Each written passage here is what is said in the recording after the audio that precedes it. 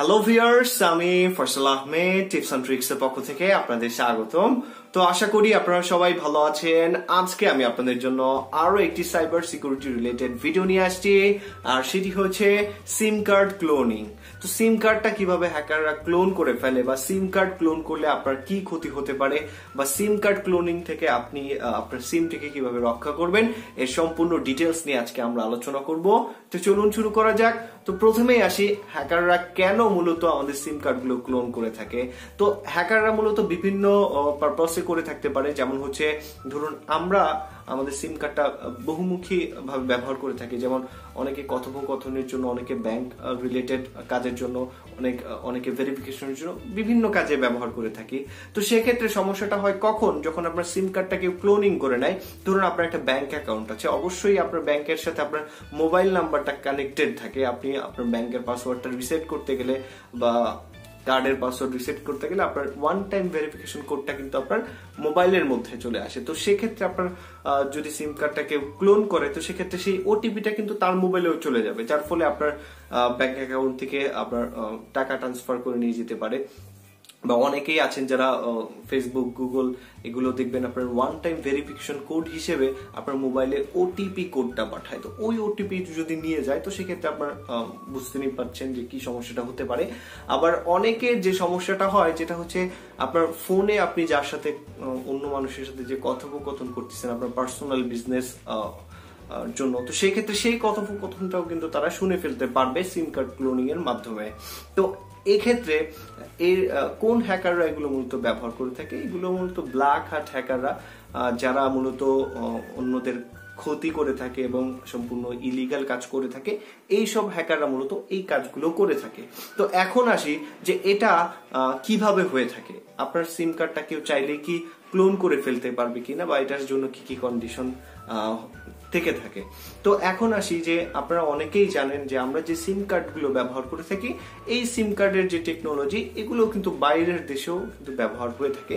Maximum telecom operator যারা আছে তারা কিন্তু এই সেম টেকনোলজি ব্যবহার করে থাকে। তো সেক্ষেত্রে দেখা যাচ্ছে যে ব্ল্যাঙ্ক সিম, এটা কিন্তু ইন্টারন্যাশনাল মার্কেট থেকে শুরু করে বিভিন্ন অনলাইন সার্ভিসে কিন্তু পাওয়া যায়, যেগুলো সম্পূর্ণ ব্ল্যাঙ্ক সিম। আমরা যেমন ব্ল্যাঙ্ক ডিস্ক কিনে রাখি, যেগুলোর মধ্যে আমরা যে কোনো ডাটা এটার মধ্যে বার্ন করতে পারি।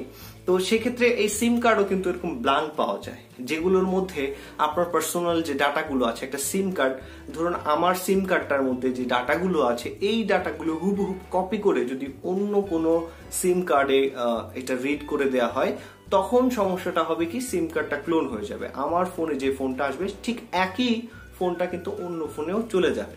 তো আমার ফোনে ওটিপি কোড আসলে এই যে সিম কার্ডটা ক্লোন হয়েছে, ওই সিম কার্ডের মধ্যেও কিন্তু একই ওটিপি কোডটা চলে আসবে। তো এটা হয় কিভাবে? তো এটার জন্য হ্যাকাররা যে কাজটা করে থাকে, ইন্টারন্যাশনাল মার্কেট থেকে আপনার ব্ল্যাঙ্ক সিম কার্ডটা কিনে নিয়ে আসে এবং একটি সিম কার্ড রিডার কিনে নিয়ে আসে। যেই সিম কার্ড রিডারটা আপনারা যেমন দেখতে জানেন যে অনেকে মেমোরি কার্ড রিডার থাকে, ঠিক তেমনই একটি সিম কার্ড রিডার থাকে, যেটি আপনি ওই সিমটা যদি আপনি ওই সিম কার্ড রিডারের মধ্যে ঢোকান, তো ওইটা কম্পিউটার সফটওয়্যারের মাধ্যমে ওই সিমের যে ডাটাগুলো আছে, যে ইনফরমেশনগুলোর মাধ্যমে আপনার সিমটা আপনার জন্যই তৈরি হয়েছে, এরকম যে ইনফরমেশনগুলো থাকে, ওই ইনফরমেশনগুলো জাস্ট কপি করে রেখে দেয়।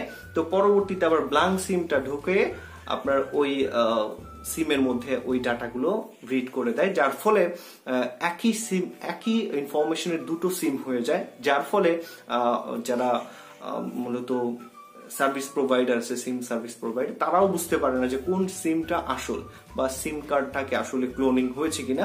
এটা কিন্তু তাদের কাছে ইনফরমেশনটা থাকে না রিপোর্ট করা পর্যন্ত। তো সেক্ষেত্রে এভাবে মূলত সিম কার্ডটা ক্লোন হয়ে থাকে। আর সিম কার্ড ক্লোন করা সম্পূর্ণ ইলিগাল। আপনারা যদি দেখেন যে কেউ এই সিম কার্ড ক্লোনিং করে, অবশ্যই আপনার আশেপাশের যে এই সব বিষয়ে এক্সপার্ট আছে জানাবেন, বা অবশ্যই কমপ্লেন করবেন কোনো নিকটস্থ থানায়, যেন কেউ এই কাজগুলো করতে না পারে।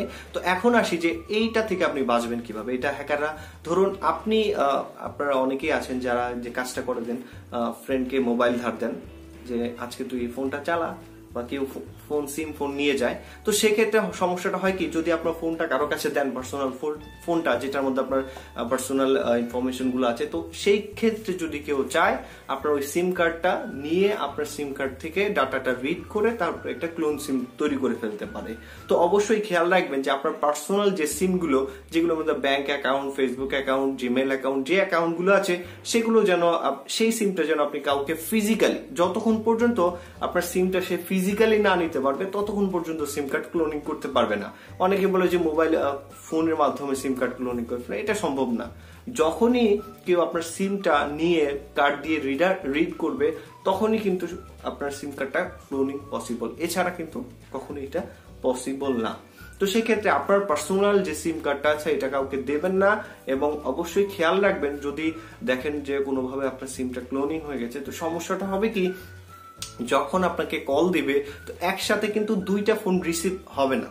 ধরুন আপনারটা আগে রিসিভ করলে তো ওই যেটা আগে রিসিভ করা হবে ওটাই কিন্তু কলটা থাকবে, ওইটার মধ্যে কিন্তু কল থাকবে না। অনেক সময় দেখা যাবে যে আপনি কথা বলছেন কিন্তু কথা শোনা যাচ্ছে না, বা অনেক সময় দেখা যায় কল ড্রপ বেশি করে বা কল ফেইল্ড লেখা আসে। এরকম যদি সমস্যা কন্টিনিউয়াস দেখেন তো সেক্ষেত্রে আপনি আপনার যে সিম কোম্পানি আছে তাদের সার্ভিস সেন্টারে কল করে জানাতে পারেন যে আমি এই সমস্যাটা হচ্ছি, ফিল করছি আমার এটার কি সিম কার্ডটা ক্লোনিং করা হয়েছে কিনা। তো এরকম বিষয়ে কমপ্লেন করে দেখতে পারেন। আর এছাড়া নর্মালি কিন্তু আমাদের যে নেটওয়ার্ক টাওয়ারের যে ফ্রিকোয়েন্সিটা অনেক সময় আসে না, কল কিন্তু এমনি ড্রপ করে থাকে। তো সেক্ষেত্রে আপনারা যেন ভেবে নেন না যে আপনাদের সিম কার্ডটা ক্লোনিং করা হয়েছে। তো আশা করি ভিডিওটি আপনাদের ভালো লাগছে। যদি ভালো লেগে থাকে তাহলে অবশ্যই আমাদের চ্যানেলকে সাবস্ক্রাইব করে যাবেন। আর যারা চান মূলত আমাদের ইথিক্যাল হ্যাকিং কোর্সে জয়েন করার জন্য, তো অবশ্যই জয়েন করতে পারেন। ধন্যবাদ সবাইকে।